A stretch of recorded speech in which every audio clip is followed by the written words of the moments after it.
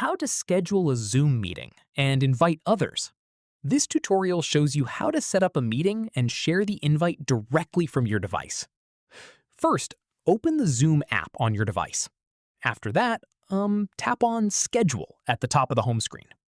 From there, enter a name for your meeting in the topic field at the top. Right here, tap on the date and time fields to set when you want the meeting to take place. Next up, set the duration of your meeting so participants know how long to expect. Moving on, scroll down and you'll see additional options. You can toggle on or off things like the waiting room, video settings for host and participants, and whether a passcode is required.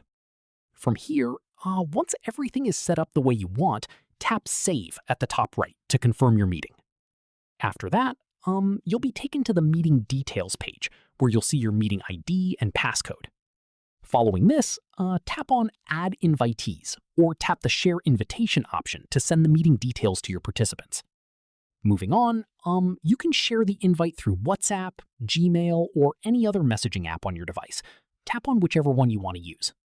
Finally, your invitees will receive all the details they need, including the meeting link, ID, and passcode to join at the scheduled time.